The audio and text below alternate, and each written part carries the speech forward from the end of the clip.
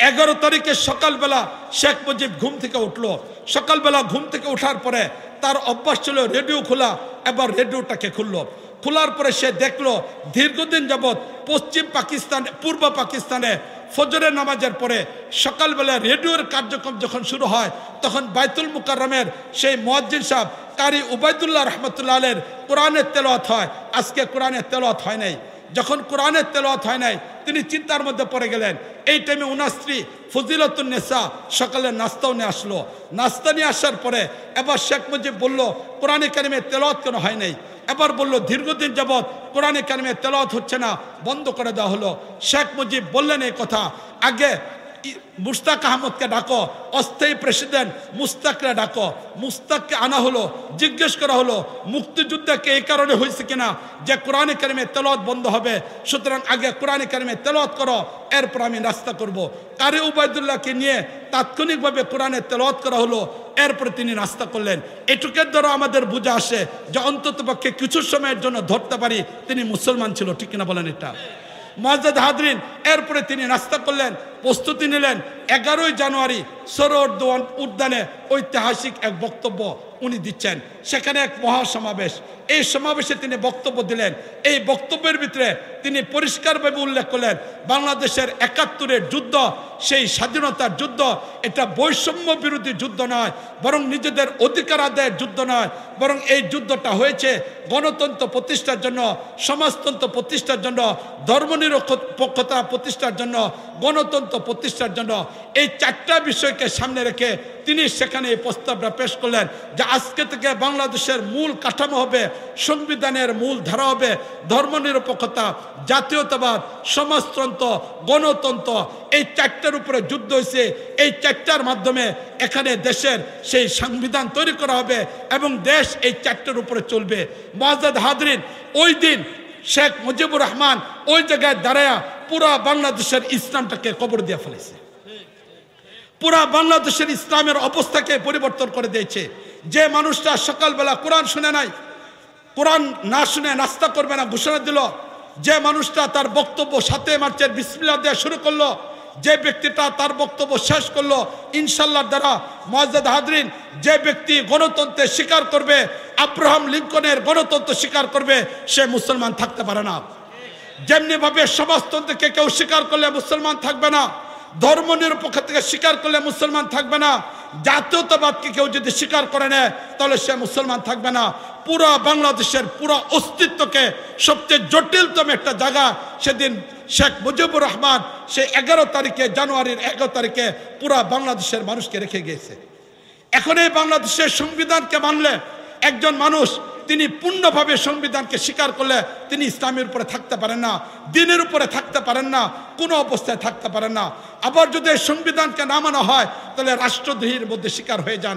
এত জটিল পরিস্থিতিতে বিশ্বের আর কোনো রাষ্ট্র পড়ে নাই, কিন্তু সেদিন শেখ মুজিব গোটা বাঙালিকে এমন একটা কঠিন পরিস্থিতির মধ্যে ফেলে দিয়ে গেছে। মুআজ্জাজ হাজরিন, এবার এই সংবিধানকে যদি পরিবর্তন করতে হয় তাহলে 2টা বস্তু লাগবে। এই সংবিধানকে পরিবর্তনের জন্য 2টা বস্তুর প্রয়োজন। 1 নম্বর বস্তু হলো 1,56,000 বর্গ কিলোমিটারের এই বাংলাদেশের কাঠামোকে ভেঙে ফেলতে হবে। যদি এই কাঠামোকে ভাঙা হয় জাতিসংঘ তখন নতুন করে স্বীকৃতি দিবে। আর এই কাঠামোকে ভাঙার জন্য সেই মৌলানা ভাসানীর সুরে সুর মিলে বলতে হবে, আসাম আমার, ত্রিপুরা আমার, মিজোরাম আমার। যে ছোট্ট মানচিত্র তৈরি করাইছে এই মানচিত্রকে আমি মানি না। আমার মানচিত্রের ভিতরে যতক্ষণ পর্যন্ত আসাম না আসবে, ত্রিপুরা না আসবে, মণিপুর না আসবে, বিহার না আসবে, এতক্ষণ পর্যন্ত মানচিত্র পূর্ণতা পাবে না। সুতরাং 7 স্টারকে আমার বাংলাদেশের অন্তর্ভুক্ত করে নতুন বাংলাদেশ তৈরি করে সেখানে নতুন সংবিধান তৈরি করতে হবে। এই হলো 1 নম্বর পদ্ধতি। পুরা কাঠামোকে পরিবর্তন করতে হবে, না হলে আন্তর্জাতিকভাবে এই সংবিধানকে পরিবর্তন করা যাবে না। 2 নম্বর, এই সংবিধানকে পরিবর্তনের জন্য গণবিপ্লবের দরকার, গণবিপ্লবের দরকার। মুআজ্জাজ হাজরিন, গত 4 মাসে ছাত্রদের, তৌহিদি জনতার, কওমি উলামায়ে কেরাম, হাফেজ, এদের সমন্বিত একটা বিপ্লব হয়েছে। কিন্তু আমরা লক্ষ্য করে দেখলাম এই 4 মাসেও বিপ্লবী সরকারের যে পরিমাণ ভূমিকা থাকা দরকার ছিল এটা এখনো পর্যন্ত তারা রাখতে পারে নাই। এই জন্য আমরা তত্ত্বাবধায়ক সরকারকে পরিষ্কার জানিয়ে দিতে চাই, এটা আমাদের অনুকম্প নয়, কারো দয়ের উপরে নয়, বরং এটা আমাদের অধিকার। যদি হিসাব করা হয় যে এই বিপ্লবের ভিতরে কতজন মানুষ মারা গিয়েছে, তোমরা তালিকাকে প্রকাশ করো, বুক উঁচু করে আমরা বলতে পারবো আমাদের কওমি মাদ্রাসার উলামায়ে কেরাম, হাফেজ, এরকম ছাত্ররা যে পরিমাণ মারা গিয়েছে, অন্য কোন দলের রাজনৈতিক কর্মী হোক এই পরিমাণ মারা যায় না। ঠিক কিনা বলেন? এটা সুতরাং কারো দয়ের উপরে নয়, এই বিপ্লবে আমাদের ভূমিকা আছে, এই বিপ্লবের পিছনে আমাদের অবদান আছে।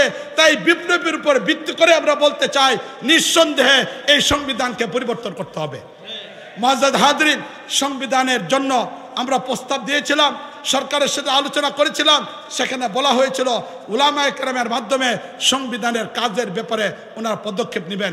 হ্যাঁ, কাজের কিছু ক্ষেত্রও তৈরি করা হয়েছিল, কিন্তু যে সরকার ভারত থেকে আসছিল, মুআজ্জাজ হাজরিন একটু ভালো করে চিন্তা করে দেখি, যে সরকার এখান থেকে বিদায় হয়েছিল, শেখ হাসিনা, ওনার আব্বাকে যখন হত্যা করা হয় 1975-এ, এরা দুই বোন রক্ষা পেয়েছিল, বাকি পরিবারকে শেষ করা হয়েছিল। সেদিনের তাওহীদের জনতা কি পরিমাণ আনন্দ ছিল, এদেশের মানুষ কি পরিমাণ খুশি ছিল, তখন জন্ম হয় নাই, দেখে নাই। কিন্তু এইবার 24-এর বিজয়ের পরে দেখলাম যেমনিভাবে মিষ্টির দোকানগুলিতে মিষ্টি ছিল না। আমরা ইতিহাসের মধ্যে পড়ি 1975-এ যখন শেখ পরিবারকে হত্যা করা হয়, তখনও মিষ্টির দোকানে মিষ্টি ছিল না। ঠিক না বলেন?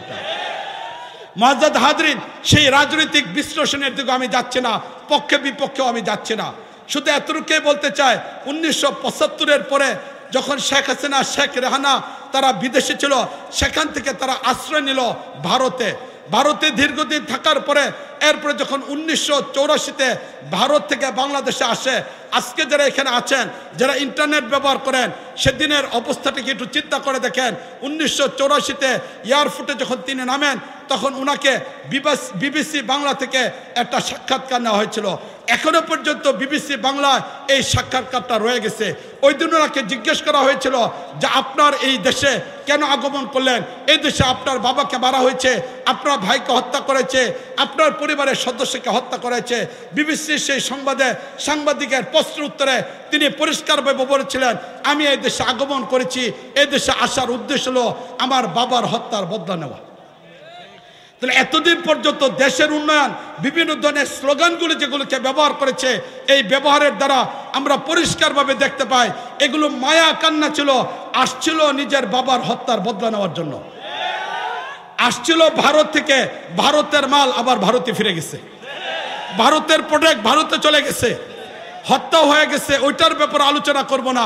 ভারত থেকে আসছিল, ভারতে চলে গেছে। কিন্তু মুআজ্জাজ হাজরিন, এখনো পর্যন্ত তাদের সেই দূষরদের অত্যাচার, নির্যাতন, ষড়যন্ত্র থেমে যায় নাই। ঠিক কিনা বলেন? এটা এই 53 বছরে শেখ মুজিব সেই ঐতিহাসিকভাবে সেই 11ই জানুয়ারিতে বক্তব্য দেওয়ার কারণে বাংলাদেশের কাঠামোটা এত জটিল তৈরি করছে। বিশেষ করে শিক্ষা ব্যবস্থার মাধ্যমে গোটা বাংলাদেশ আজ দুইটা দলে বিভক্ত হয়ে গেছে। একটা দল হলো বস্তুবাদীর সাথে সম্পর্ক, যারা বস্তুর সাথে সম্পর্ক, এই বস্তুবাদীর চিন্তা চেতনার সম্পর্ক। وأتوب إليه لا حول ولا قوة إلا بالله العلي العظيم.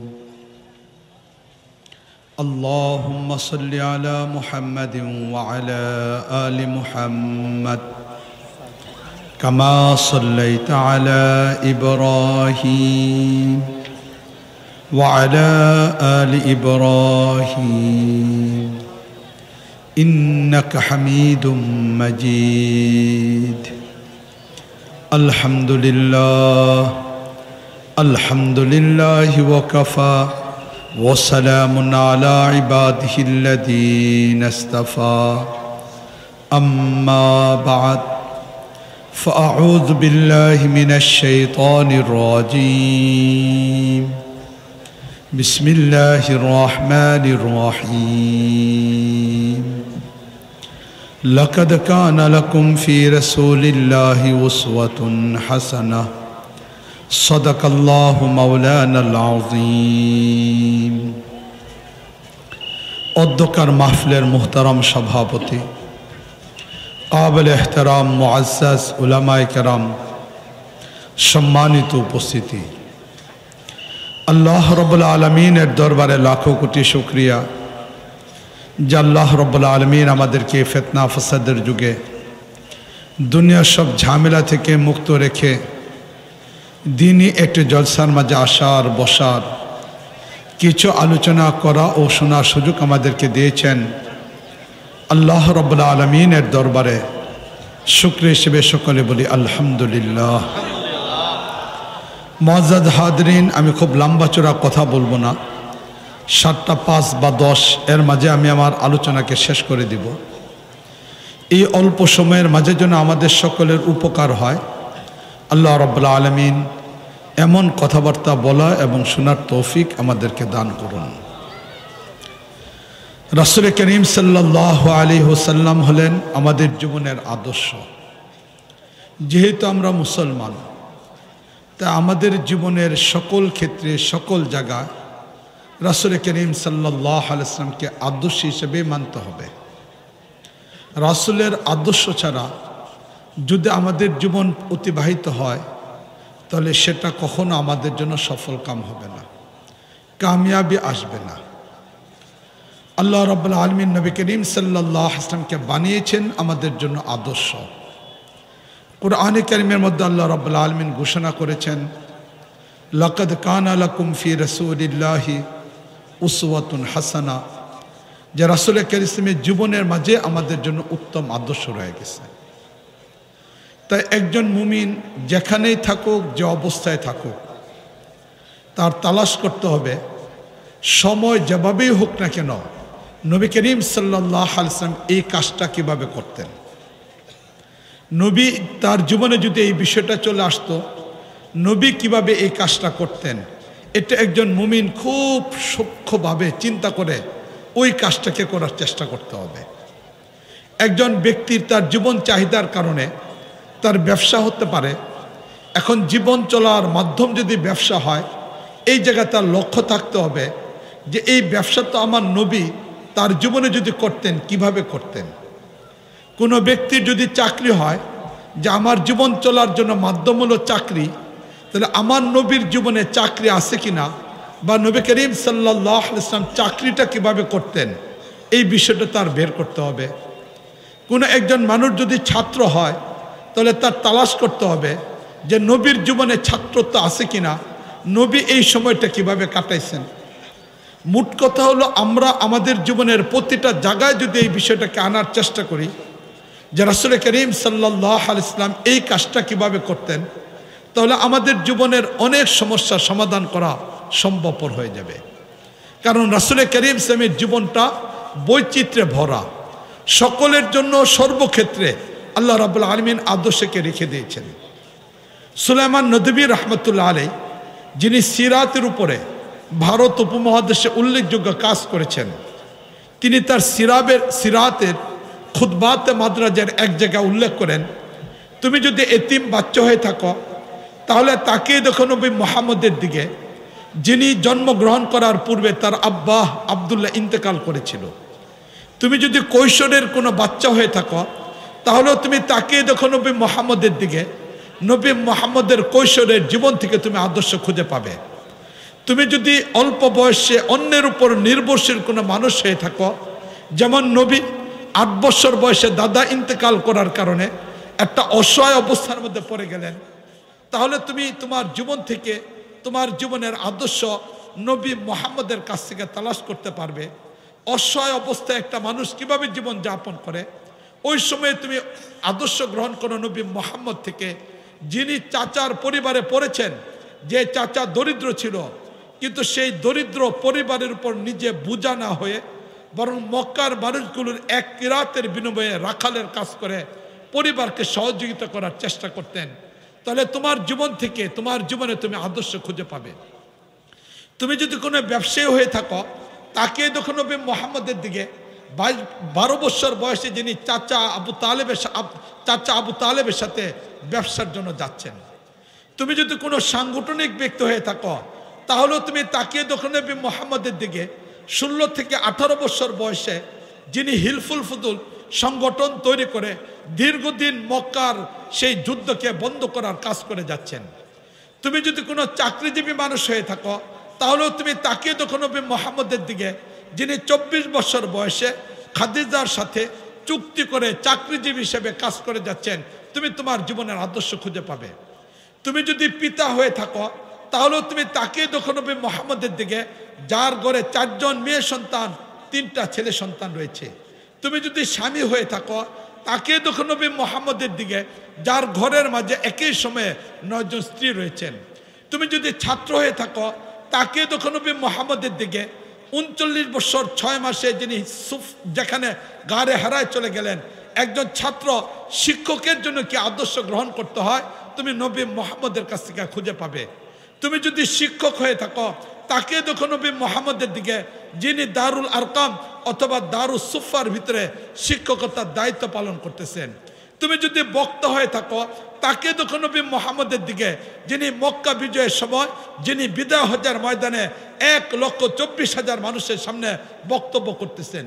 তুমি যদি পরাজিত দলের কোনো কর্মী হয়ে থাকো তাহলেও তুমি তাকিয়ে দেখো নবী মুহাম্মদের দিকে, যিনি উহুদের যুদ্ধের ময়দানে পরাজিত একজন সৈনিক। তুমি যদি বিজয়ী দলের কোনো নেতা হয়ে থাকো তাহলেও তুমি তাকিয়ে দেখো 21 বছর পরে কাবার চত্বরে দাঁড়ানো মুহাম্মদের দিকে, যিনি 21 বছর পরে যে কাবা থেকে তাকে বের করা হয়েছিল, যে মক্কা থেকে তাকে বের করে দেওয়া হয়েছিল, আজকে সেখানে একজন বিজয়ী সেনাপতি হিসেবে কাবার চত্বরে দাঁড়ানো। তুমি যেই হও না কেন, যেখানেই থাকো না কেন, মালিক আল্লাহ রাব্বুল আলামিন নবী করিম সাল্লাল্লাহু আলাইহি ওয়াসাল্লামের ভিতরে তোমার জন্য আদর্শ কেড়ে দিয়েছেন। মালিক ঘোষণা করে দিয়েছেন, লাকাদ কানা লাকুম ফি রাসূলিল্লাহি উসওয়াতুন হাসানা। নবী করিম সাল্লাল্লাহু আলাইহি ওয়াসাল্লামের জীবনের মাঝেই তোমাদের জন্য আদর্শ রয়ে গেছে। এজন্য মুআজ্জাদ হাজরিন, আমরা মুসলমান, আমাদের জীবনের প্রতিটা ক্ষেত্রে এই বিষয়কে অংশগ্রহণ করতে হবে, এই বিষয়টাকে চিন্তা করতে হবে।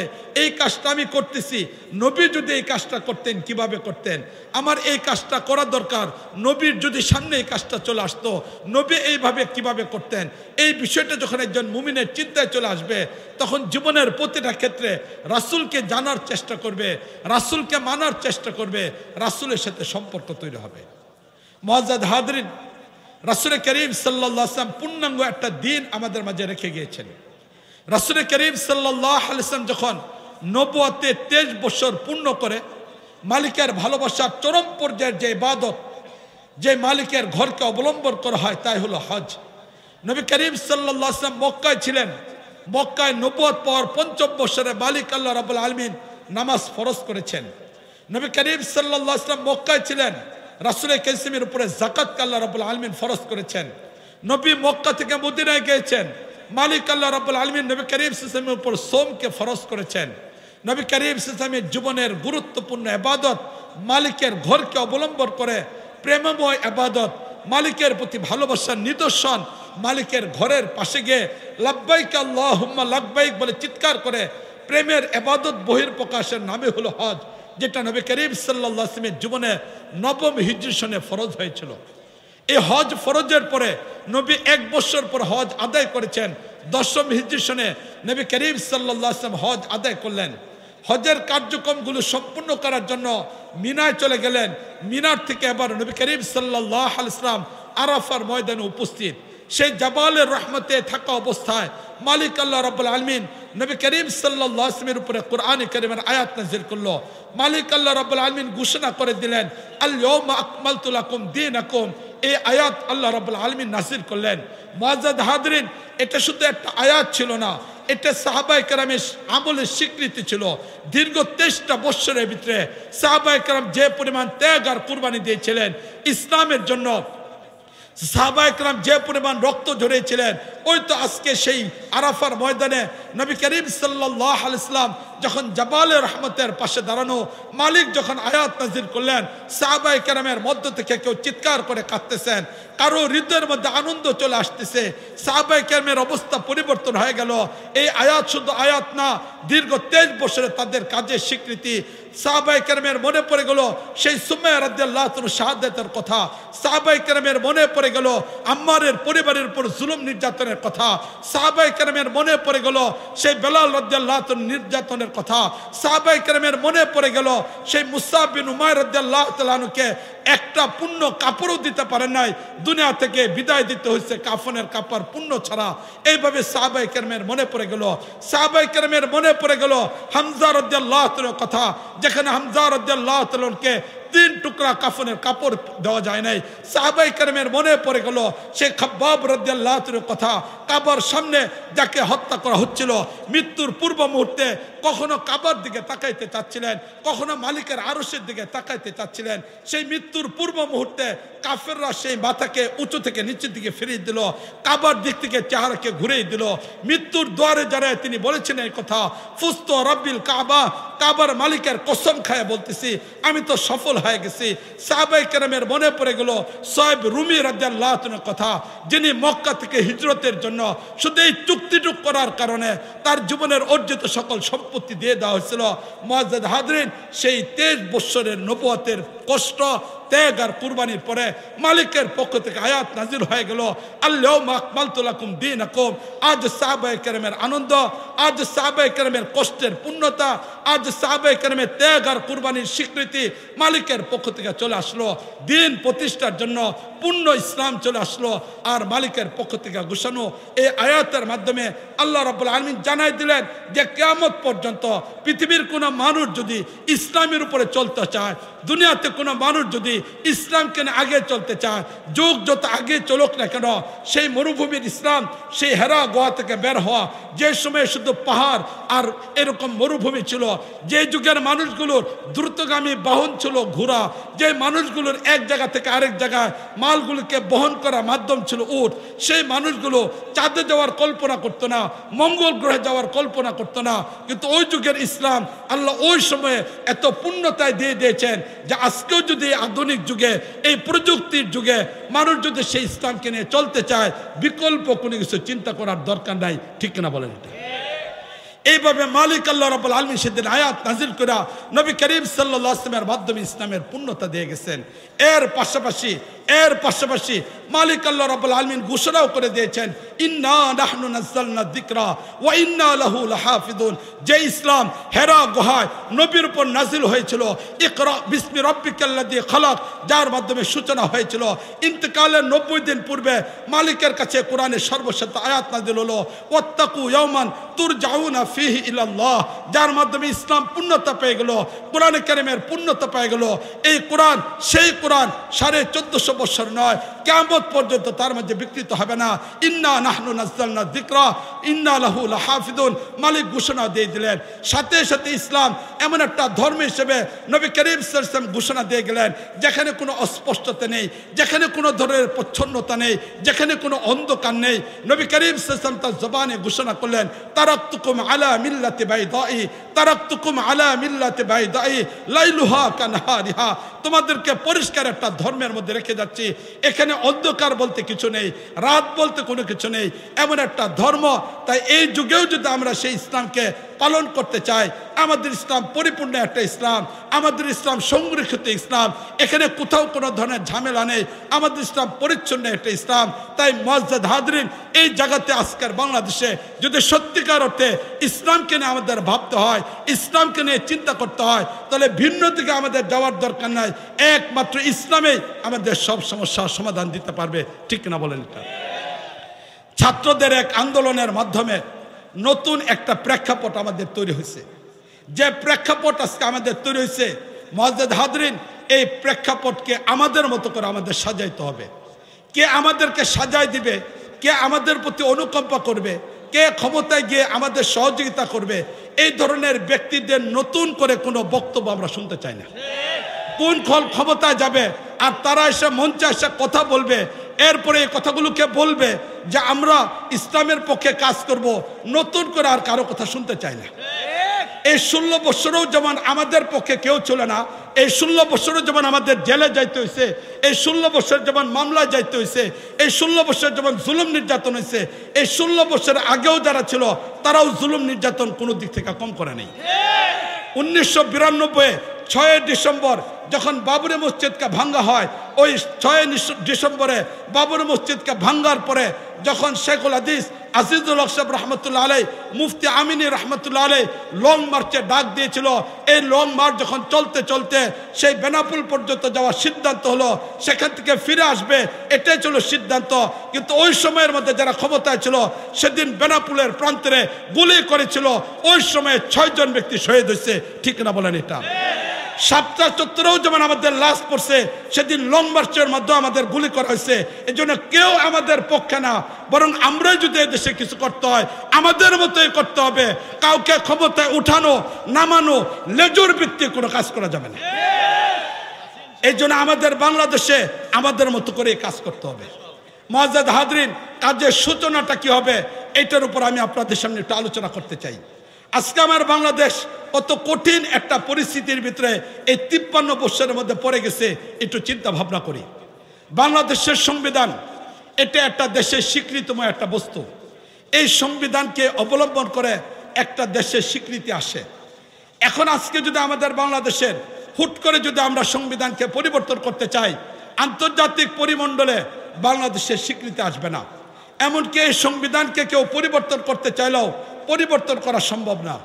কিন্তু এই বাংলাদেশের সংবিধানটা কোন পর্যায়ে গিয়েছে, আজকে আমরা যারা এখানে সাধারণ মানুষ অনেকে আছি বাংলাদেশের সংবিধান দেখি নাই। অনেক উলামায়ে কেরাম আছেন, আমি তাদের এলেম আমলের প্রতি শ্রদ্ধা, আমি ছোট্ট মানুষ, কিন্তু এরপরও আমি বিনয়ের সাথে কথা বলবো। অনেক আলেম আমরা হয়তো এখানে আছি যারা বাংলাদেশের সংবিধান সম্পর্কে জানে না, সংবিধান সম্পর্কে দেখেও নাই, সংবিধান কোনোদিন পড়েও নাই। মুআজ্জাজ হাজরিন, আল্লাহ অহংকার থেকে হেফাজত করুক। আমিও আমাদের কওমি মাদ্রাসা উলামায়ে কেরামের অন্তর্ভুক্ত, ওনার যে কিতাব পড়েন এটা আমি পড়ছি, এর বাইরে আমার কোনো কিছু নেই। কিন্তু একটা চেতনা থেকে বাংলাদেশের সংবিধান সম্পর্কে প্রায় বলতে গেলে 10 থেকে 12 বছর যাবত আমি কাজ করতেছি।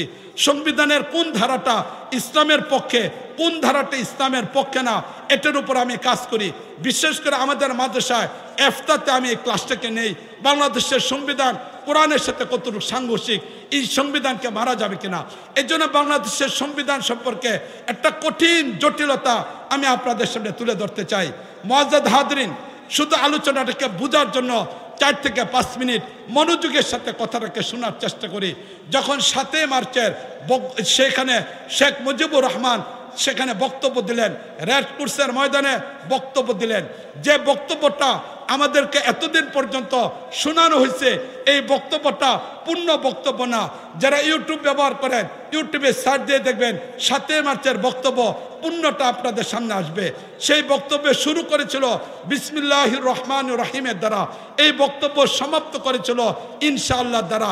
যে ব্যক্তি বিসমিল্লাহ বলেন আর ইনশাআল্লাহ বলেন, স্বাভাবিক কিছুক্ষণের সময়ের জন্য আমরা মেনে নিতে পারি, এটা একজন মুসলমানের কাজ। ঠিক না বলেন? এটা 7 মার্চের বক্তব্যের পরে এরপরে যখন পশ্চিম পাকিস্তানের মানুষগুলো, পশ্চিম পাকের মানুষগুলো যখন আমাদেরকে সেই বৈষম্যকে তারা স্বীকার না করে, বৈষম্যকে সমস্যা দূর না করে, তারা যখন জুলুম নির্যাতনের মাধ্যমে শক্তি প্রয়োগ করে যখন এটা সমাধান করতে চাইলো, আর এটার উপর ভিত্তি করে শেখ মুজিবকে বন্দী করা হলো, শেখ মুজিবকেও বন্দী করা হলো, ডক্টর কামালকেও বন্দী করা হলো, চলে গেল পাকিস্তানের জেলখানা। ওই পাকিস্তানের জেলখানা কিভাবে শেখ মুজিব ছিল এই ব্যাপারে লিখিত বই আছে, যে কেউ বইটা পড়তে পারেন।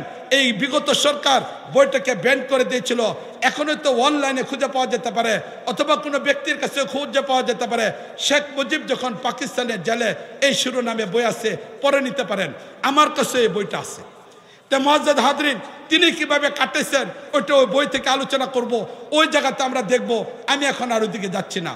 এরপরে যখন দীর্ঘ 9 মাস পর্যন্ত যুদ্ধ হলো, যুদ্ধ যখন বেজে গেল, শেখ পরিবারের 17 জন ব্যক্তি ছিল যারা প্রাপ্তবয়স্ক, যুদ্ধ করতে পারত। এদের মধ্যে থেকে 13 জন ভারতের মেহমান হয়ে গেল, 13 জন ভারতের মেহমান হয়ে গেল। বাকি যারা দেশেও থেকে গেল তারাও কোনোদিন অস্ত্র ধরে নাই। শেখ পরিবারের বাকি মানুষগুলো একজনও তোর এই অস্ত্র ধরছে কোথাও খুঁজে পাওয়া যাবে না। শেষ পর্যন্ত তখন এই দেশের তাওহীদি জনতা, কৃষক, মজুর, ছাত্র জনতা সকলের সম্মিলিতের মাধ্যমে দীর্ঘ 9 মাস পরে সেখানে স্বাধীনতার বিষয়টা চলে আসলো। দেশ যখন বিজয়ের দিকে চলে আসলো, এমত অবস্থায় পাকিস্তানের জেলখানা থেকে উনাকে মুক্তির বিষয়টা বলা হলো। উনাকে যখন প্রস্তাব দেওয়া হলো পূর্ব পাকিস্তানে আপনি চলে আসেন, তিনি বললেন লন্ডনে যাবেন। তিনি চলে গেলেন লন্ডনে। লন্ডনে যায় কয়েকদিন থাকলেন। থাকার পরে যখন লন্ডনে থেকে ওনাকে প্রস্তাব দেওয়া হলো এখানে চলে আসেন, বাংলাদেশে তিনি আসেন নাই। তিনি আবার চলে গেলেন সেই ইন্ডিয়াতে। ইন্দিরা গান্ধীর সাথে সময় ব্যয় করলেন। সেখান থেকে তিনি 10ই জানুয়ারি বাংলাদেশে চলে আসলেন। এই জন্য বিগত 16 বছর যাবৎ 10ই জানুয়ারি একটা দিবস হিসেবে পালন করা হয়েছে। সেটা হলো শেখ মুজিবের স্বদেশ প্রত্যাবর্তন দিবস। এই দিবসটা এতদিন পর্যন্ত পালন করা হয়েছে। প্রত্যেকে বস্তুর সাথে সম্পর্ক হওয়ার কারণে, তাদের মালিক আল্লাহর প্রতি বিশ্বাস না থাকার কারণে এবার তারা কেউ ক্ষমতা যাওয়ার জন্য অথবা ক্ষমতার টিকে থাকার জন্য সে আমাদের পার্শ্ববর্তী দেশ ভারতের দালালি করা আরম্ভ করছে। ঠিক কিনা বলেন এটা? এই জন্য মুআজ্জাজ হাজরিন, আমরা দেখতে পাই এই 16 বছর পর্যন্ত নির্যাতনের পরে বিশেষ করে 2টা দল যারা বেশি পরিমাণ নির্যাতিত হয়েছিল, এদের অবস্থা এখন পরিবর্তন হয়ে গেছে। এবার তারা ভারতের সাথে গোপনীয়তার মাধ্যমে আতাত করা আরম্ভ করছে, ক্ষমা ঘোষণা করা আরম্ভ করছে, ভারতের সাথে লিয়াজু করা আরম্ভ করছে, ভারতের নেতাদের কাছে গোপনীয়তার মাধ্যমে যা আরম্ভ করছে। শুধু এতটুকু না, বস্তুবাদের সাথে শিক্ষা চিন্তা চেতনায় যে মানুষগুলো তৈরি হয়েছে এই 53 বছরে, আজ পর্যন্ত বাংলাদেশের জটিলতম কোনো সমস্যায় তারা কখনো সমাধান দিতে পারে না। তাকিয়ে থাকে, তাদের ক্ষমতা নেওয়ার উৎস ভারতের দিকে তাকায় থাকে। ঠিক কিনা বলেন এটা? দ্বিতীয় আরেকটা জাতি এই দেশে তৈরি হয়েছে নবী করিম সাল্লাল্লাহু আলাইহি ওয়াসাল্লামের শিক্ষার দ্বারা। রাসূল কারীমের সেই শিক্ষার আলোকে একটা জাতি তৈরি হয়েছে। সকালবেলা মক্তবে পড়ে, কওমি মাদ্রাসায় পড়ে, খানকাতে গিয়ে, তাবলিগে গিয়ে সেখানে আরেকটা দল তৈরি হয়েছে। এর হলো ইমানের একটা দল। মুআজ্জাজ হাজরিন, এই জন্য 71 থেকে নিয়ে আজকে 24 পর্যন্ত যখনই কোনো ইসলামী আন্দোলনের কথা দেখি তখন ওই ইমানওয়ালারা সবার আগে ঝাঁপিয়ে পড়ে। ঠিক না বলেন এটা? যাদের সামনে মালিক উদ্দেশ্য থাকে, ইমানের শক্তি দ্বারা যাদের শক্তিটা শক্তিশালী, বস্তুর দিকে তাকায় না, গুলি করে এরপরেও তারা পিছপা হয় নাই। এই তাওহীদি জনতা, আল্লাহর সাথে যাদের সম্পর্ক, এদের দ্বারাই কেবলমাত্র এই দেশ টিকে থাকতে পারবে। এছাড়া বিকল্প বস্তুবাদের চিন্তা চেতনা রাজনৈতিক যারা করতেছে, তারা ক্ষমতা যাওয়ার জন্য সেই বড় বস্তুবাদী ভারতের বিরোধিতা করবে না। তাই দেশকে টিকায় রাখতে হলে এই তাওহীদি জনতা ছাড়া বিকল্প কোনো পথ নেই। এই জন্য মুআজ্জাজ হাজরিন, রাসূল করিম সাল্লাল্লাহু আলাইহি সাল্লাম তিনি ছোট্ট একটা অঞ্চলে এসেছিলেন। সে অঞ্চলকে অবলম্বন করে মক্কার 13 বছর, মদিনা যাওয়ার পরে ইসলামী খেলাফত তৈরি করেছিলেন। দীর্ঘ 1200 বছর পর্যন্ত ইসলামী খেলাফত ছিল। এই 1200 বছর পরে 1924-এ উসমানী খেলাফতকে ধ্বংস করে দেওয়া হয়। এই 100 বছরে আমাদের সামনে থেকে খেলাফতের চিন্তা চেতনাকে সরিয়ে ফেলা হয়েছে, আমাদের চিন্তা চেতনা থেকে হারাই দেওয়া হয়েছে। আমাদের বিশাল একটা সাম্রাজ্য ছিল। আমরা ইউরোপে আমাদের রাজত্ব ছিল, আফ্রিকাতে আমাদের রাজত্ব ছিল, এশিয়াতে আমাদের রাজত্ব ছিল। আমরা হারিয়ে গিয়েছি, আমরা ভুলে গিয়েছি। আমাদের বিশাল একটা সেনাবাহিনী ছিল, আমরা ভুলে গিয়েছি। আমাদের একটা সংবিধান ছিল, আমরা ভুলে গিয়েছি। মালিকের নিজামের দ্বারা আমরা রাষ্ট্রগুলিকে পরিচালনা করেছিলাম। এই কথাগুলো দীর্ঘদিন যাবৎ 100 বছরে আমাদেরকে হারাই দেওয়া হয়েছে। কিন্তু মুআজ্জাজ হাজরিন, আমরা এবার নতুন করে এই 100 বছর আমাদের প্রতি জুলুম হয়েছে, নির্যাতন হয়েছে। শুধুমাত্র বাংলাদেশে নয়, শাপলা চত্বর শুধু এতটুকু না, বরং যদি শুরু থেকে না আনা হয় তাহলেও দেখা যাবে এখানেও যেমন নির্যাতন, বিশ্বের বিভিন্ন জায়গায় নির্যাতন হয়েছে। এই অবস্থার মধ্যে রাতের অন্ধকার আস্তে আস্তে অতিবাহিত হয়ে যাচ্ছে, সুবে সাদেক উদিত হচ্ছে, ঝোড়ো হাওয়া আস্তে আস্তে বন্ধ হচ্ছে। নতুন করে পৃথিবীতে আবার মুসলমানরা জেগে উঠছে। 2021-এ আফগানিস্তান জেগে উঠেছে, 2024-এ 8 তারিখে সিরিয়া মুসলমানদের অধীনে চলে আসছে। এবার নতুন করে পৃথিবী মুসলমানরা স্বপ্ন দেখা আরম্ভ করছে। ঠিক কিনা বলেন এটা? এবার রাতের অন্ধকার দূর হচ্ছে, সুবে সাদেক উদিত হচ্ছে। এবার প্রয়োজন হলো আমার বাংলাদেশ 30 লক্ষ শহীদের রক্তের বিনিময়ে যে দেশ তৈরি হয়েছিল, এবার এই দেশে ইসলামী খেলাফত ব্যবস্থা তৈরি করা। এখানে ইসলামী খেলাফতে আমাদের মূল উদ্দেশ্য হবে। এখানে যদি আব্রাহাম লিঙ্কনের গণতন্ত্র চলতে পারে, মাও সেতুং এরকম ভাবে কার্ল মার্ক্সের সমাজতন্ত্র চলতে পারে, আমার নবী মুহাম্মদের ইসলামী জায়গায় চলতে হবে। সুতরাং আমাদের লক্ষ্যকে স্থির রেখে সেই উদ্দেশ্য পেনে চলে যেতে হবে। এর জন্য প্রয়োজন হলো নবীর জীবন থেকে আদর্শ গ্রহণ করতে হবে। এই ব্যাপারেই তো মালিক ঘোষণা করছেন, লাকাদ কানা লাকুম ফি রাসূলিল্লাহি উসওয়াতুন হাসানা। এই জন্য আসুন নবীকে জানি, নবীকে চেনার চেষ্টা করি। আজকে যারা এখানে আসি, আজকে থেকে এই মাহফিল থেকে অন্ততপক্ষে একটা পয়গাম নিয়ে যান। এখান থেকে যে সকল ভাইয়েরা যারা লেখাপড়া জানেন, শিক্ষিত, তারা নবীর জীবনের উপরে একটা বই কিনেন এবং প্রতিদিন আধা পৃষ্ঠা হলেও নবীর জীবনের উপরে বই পড়েন এবং নবীর জীবনের সাথে নবীকে জানার জন্য চেষ্টা করেন। আগামী পৃথিবী আমার বাংলাদেশকে নতুন করে সাজাইতে হবে নবীর আদর্শে। এই জন্য নবীকে জানা আমাদের জন্য অত্যন্ত জরুরি। মালিক আল্লাহ রাব্বুল আলামিন আমাদের সবাইকে কবুল ও মঞ্জুর করুন। ওয়া আখিরু দাওয়ানা আনিল হামদুলিল্লাহি রাব্বিল আলামিন। আসসালামু আলাইকুম ওয়া রাহমাতুল্লাহি ওয়া বারাকাতুহু।